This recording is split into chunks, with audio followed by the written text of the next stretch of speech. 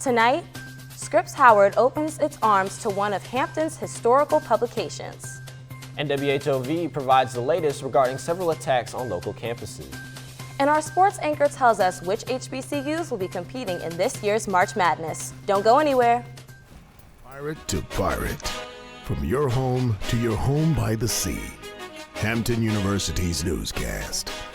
WHOV-TV. Every Thursday in Hampton Roads, we are your voice. You can count on us to keep you updated on all the noise. Nationwide, school-wide, what's trending and what's in the sky. Pirates, this is the only news channel that is just for you. WHOV, the Scripps Howard News Watch starts right now. Good evening, Pirates. I'm BL Harewood. And I'm Aiden Miller. We have another great show for you tonight. Pirates, it is that time of the year once again. Probate season is here. This year, the neophyte presentations of the NPHC and CIO organizations will take place in the Convocation Center. Presentations will begin at 12 p.m. this Saturday and Sunday. Attendees need to purchase a pass for entry into the show. Okay, I am beyond excited. A new location. We're gonna have a full yard. Everybody has grown. So I am super excited to not only see a great show, but just a little bit of the suspense is uncovered of who's gonna be Greek now. I'm happy that Oscar Alpha's having a probate. And it's been 2 years. You know, we definitely have a legacy. We've been on the yard since 1947, so I'm really excited.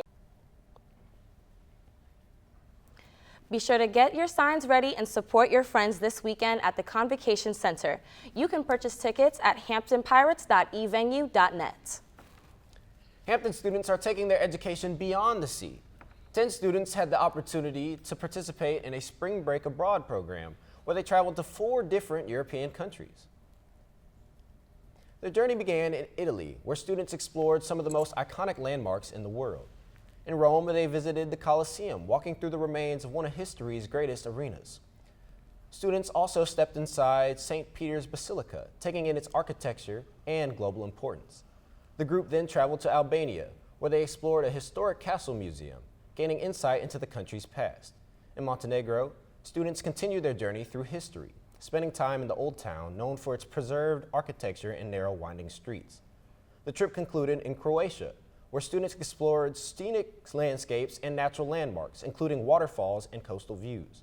From historic cities to breathtaking scenery, the final stop allowed students to reflect on the journey and the diverse experiences each country had to offer. Highly important, especially since it's very well known that European countries don't have a big Black population. And I feel like most of the representation of Black people is pretty negative. So being able to represent a big university, especially at HBCU in a foreign nation, is very important. The journey may be over, but the experience these students gain will last a lifetime. Hampton University has announced a major addition to one of its most anticipated academic traditions. Reporter Sanal Carmen Wells has the story. Hampton University has announced a major highlight ahead of this year's Honors Day celebration. But beyond the prominent figure, the event itself holds deep meaning here by the sea. The university shared on Instagram that this year's Honors Day keynote speaker is author, TV host, and STEM professor Dr. Talithia Williams. We're excited to revamp our intro probability and statistics class. I am very excited. This is my first Honors Day. I am a freshman, so my parents do plan on coming down to support me. My friends have also shown me a lot of support, and yeah, I'm just overall very excited. The excitement of this year's annual event is at an all-time high. In just 2 weeks, the seats of Ogden will be packed with parents, students, and alumni alike to honor the students that represent the academic excellence here at Hampton. Honors Day is also seen as a milestone event, serving as a prelude to commencement and a chance for the entire campus community to come together in recognition. And this year's celebration has a dynamic speaker, and she is set to inspire the next generation of scholars. Reporting from Hampton University, I'm Sanal Carmen Wells with WHOV-TV. To keep up with more updates on the event, be sure to follow Hampton University's official Instagram page at _HamptonU. Hampton University is making history and it wants you to be a part of it. The long-standing publication, the Hampton Script, is officially joining the Scripps Howard School of Journalism and Communications. After almost a century, the university says the move places the paper where it belongs, within the journalism program. Students interested in serving as editors, writers, or strategists should attend the interest meeting this upcoming Monday at 5:30 p.m. It will be held in the Robert P. Scripps Auditorium. Follow SHSJC Hampton on Instagram to stay up to date.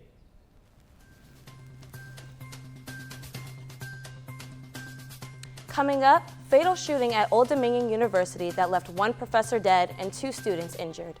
And more information on the recent government shutdown that is affecting TSA workers. Stay with us. Yeah, I know it's affecting TSA.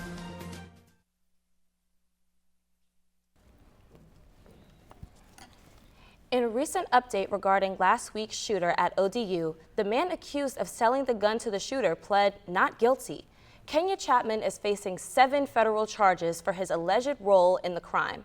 His bond was denied. The gunman, Mohammed Jallo, killed an ROTC instructor and wounded 2 others on campus last week. ROTC students killed the gunman at the scene. Joint Terrorism Task Force and our evidence response team responded to the scene and will continue to have a physical presence here at the scene as we process the evidence. Additionally, we are conducting other investigative steps into Jallo. We'll have updates on this story for you next week. Prince William County Police are in search of a murder suspect after a Norfolk State freshman was killed in Dumfries. 18-year-old Louis Anthony Boone was killed last Monday after gunfire broke out at a basketball court. 4 others were injured, including a teen who was later arrested and faces several charges. Authorities are still in search of 19-year-old Jayshawn Zomari Williams. If you have any information about his whereabouts, contact County Police. Tomorrow marks the beginning of some major changes in Virginia Beach. Leaders approved a new curfew for minors without parent supervision. This means that any parent found without an adult past 7 p.m. may face a Class 1 misdemeanor. The curfew is in response to the recent shooting of 6 young adults at the oceanfront 2 weeks ago. With warm weather approaching and expected crowds, city officials hope to limit violence on the oceanfront. Now, Pirates, it's time to get into some political news. Let's stay federal.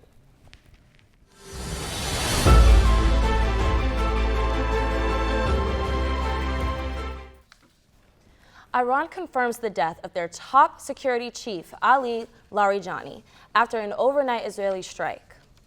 The death of Larijani has sparked more questions about President Donald Trump's plans for the increasing conflict between Iran, Israel, and the U.S.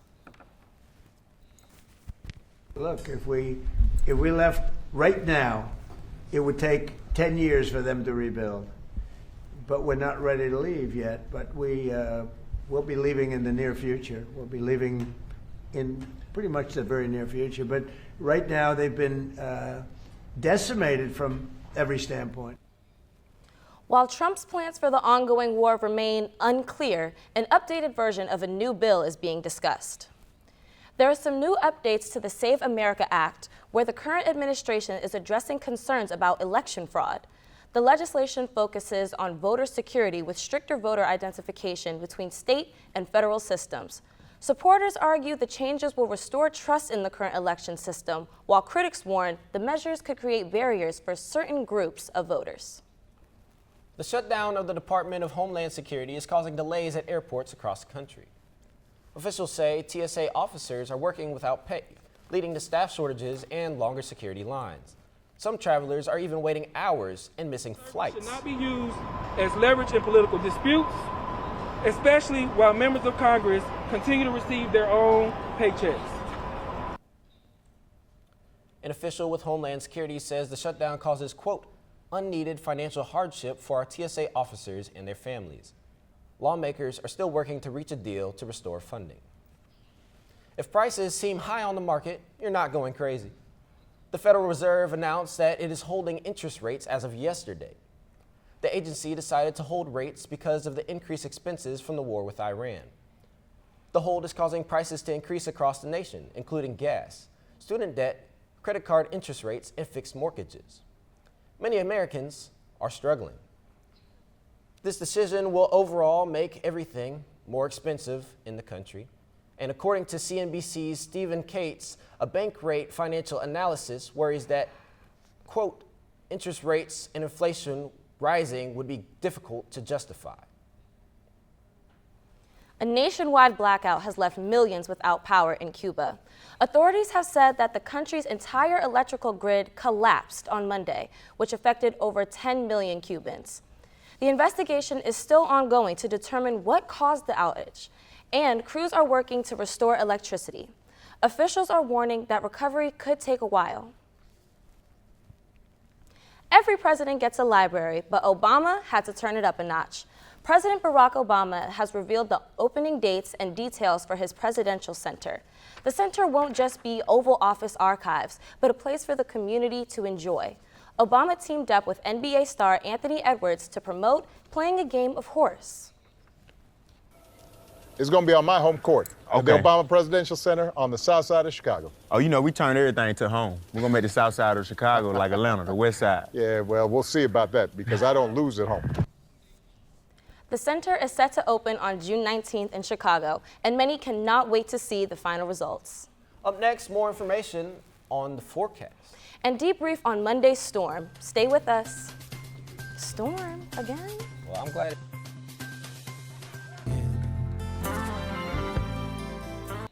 Welcome back, Pirates. I'm Jameson, your weather girl for today, and hopefully everyone had an amazing spring break, and I hope you guys missed me more than you missed this weather. Let's get into this week's forecast. Today's high is 53 degrees and its low is 37 degrees. The sun is the sky is sunny, which is a nice break from the cloudy skies earlier this week. The wind is making it feel a little bit cooler outside. Tomorrow you will expect things to feel even warmer with a rise of 65 and a drop of 41 degrees. Expect sunny skies for most of the day with the weather so warm, perhaps a day at the beach for some pirates. Get ready because the weekend is bringing those spring temperatures we've all been waiting for. On Saturday, you can expect a high of 65 degrees and a drop of 52 degrees. The sky will be sunny, the sky will be cloudy, and there will be a chance of rain, so keep those umbrellas nice and close. Sunday, you'll have a rise of 73 and a low of 52 degrees. The heat is finally here, just not sticking around. The rain is back and staying through Monday. Expect a high of 70 and a low of 47. The sun will come back on Tuesday and have a rise of 51 and a fall of 41 degrees. Lastly, on Wednesday, expect cloudy skies with a rise of 61 and a low of 41. That's all the forecast from me, Pirates. The devastating outpour of storms, tornadoes, and snow in the Midwest regions left millions without power or flights. The snow left about 2 feet of snow and brought strong winds. An estimate of 200,000 workers throughout the Great Lake region were without electricity Sunday based on reports from Powder Outrage US.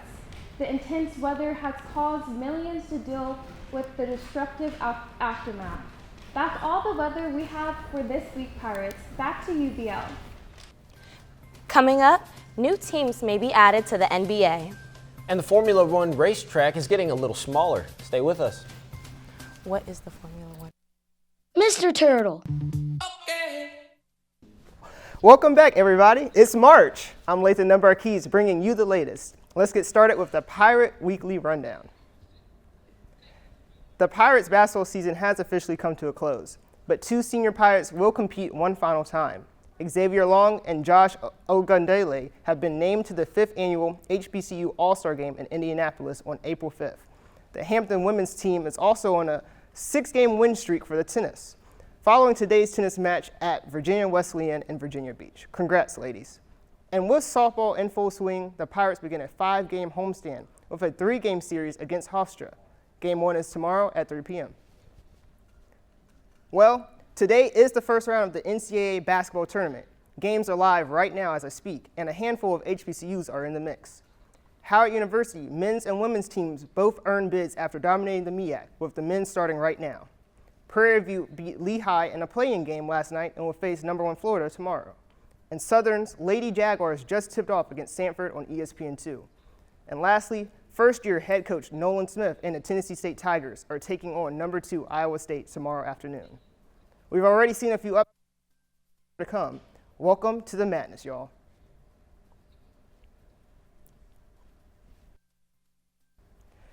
Venezuela defeated the United States to win the World Baseball Classic Championship in a thrilling 3-2 finish on Tuesday. Venezuela responded quickly to a late Team USA home run that tied the game. The game was decided in the 9th inning with a clutch go-ahead hit by Eugenio Suarez. Venezuela held on to secure a historic win for their country, and it is their first ever WBC title. Formula One has canceled 2 races in the Middle East, removing the Bahrain and Saudi Arabian Grand Prix from this season's calendar. Officials say the decision was made due to safety concerns and growing conflict in the region. They believe it may create travel and security problems for both teams and drivers. Now, with these events scrapped, the Formula One season will continue with its next race scheduled for Miami. And after nearly 20 years, the NBA could be returning to Seattle. The NBA says they will vote on forming new teams in Seattle and Las Vegas. The vote will take place next week for teams to begin play in 2028. And Seattle used to have a team called the Supersonics from 1967 to 2008. Many groups have tried to relocate existing teams to Seattle, but expansion may be the answer. If the vote passes, the league would be adding new teams for the first time since 2004. A sonic boom might be on the way to Washington, so we'll have to wait and see. Well, that's all the sports I have for you tonight, Pirates. If you enjoy basketball as much as me, you'll be watching some hoops after the show. I mean, look at the tie. Also, quick happy birthday shout out to my mom. Love you and thank you for tuning in. Anyway, back to you, BL and Aiden. Coming up, a friendly neighborhood hero is coming back to the big screen. And an iconic global group is returning to music. You don't want to miss this. We'll be right back.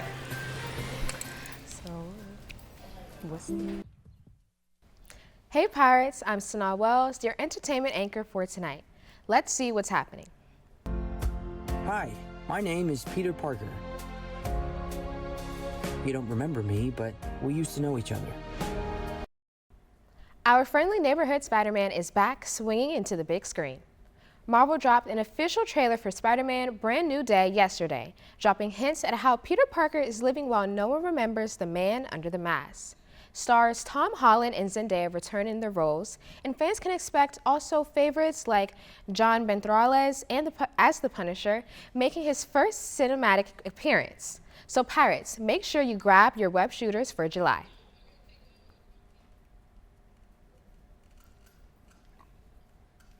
Popular app BET Plus is coming to an end after 6 years. Paramount Skydance has bought out Tyler Perry's 25% stake. BET Network President Louis Carr wants the sale to ensure the stories of Black culture. BET Plus will go offline in June. Shows like Miss Pat, Sistas, and Daria from Detroit will be on Paramount Plus. Current BET users will get Paramount Plus at a discounted rate as the service closes. With Labyrinth leaving Euphoria, even the background music needs some therapy. Labyrinth, the music producer for Euphoria, announced his departure from the show in a recent Instagram post. The artist did not explain the reason for leaving, but his post indicated the frustration with the industry altogether. Season 3 of Euphoria is set to air on April 12, 2026. Labyrinth's absence will surely cause changes for the show.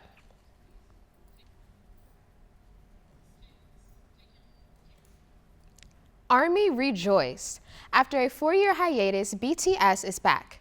BTS took a hiatus in 2022 to give time for new members to grow, but more importantly, gave them time to fulfill their mandatory military service. BTS came back with a banging announcement, an album, and a sold-out world tour. The album is dropping tomorrow, and the world tour is starting in April, not ending until next year. So ARMY, get ready to sing your heart out.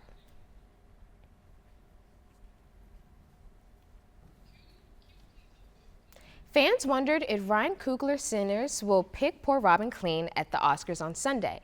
It was a favorite Best Picture alongside Battle One After Another. Sinners made history with 16 nominations, the most Academy Award nominations ever. One Battle After Another followed with 13 nominations and 6 wins, including Best Picture. Sinners won 4 categories, including Michael B. Jordan's win for Best Actor as Smoke and Stack. Amongst those giants, amongst those greats, amongst my ancestors, amongst my guys, thank you everybody in this room. Congratulations to this year's winners. Now, that's all entertainment for tonight's Pirates, but before we wrap up, BL and Aiden, we want to hear your thoughts about this year's Oscars show. Thanks, Sana. What did you think about the Oscars, BL? You know, personally, I liked them. I thought Sinners with 16 nominations, I feel like they should have won all 16. Yeah, you feel what I'm saying? I was thinking 10. I put money on 10. I feel like for a movie to bring Misty Copeland out of retirement, you know, that has to be something worth mentioning. I thought that performance was amazing. I agree. And you know what? I'm really excited for Ryan Coogler. I'm excited to see what he does with this momentum, and I hope he keeps it up. Of course, of course. Well, Pirates, with that, that's a wrap on tonight's show. To stay up to date on all things WHOV, follow us on Instagram and YouTube at WHOV-TV. We'll see you back here, same time next week. Good night.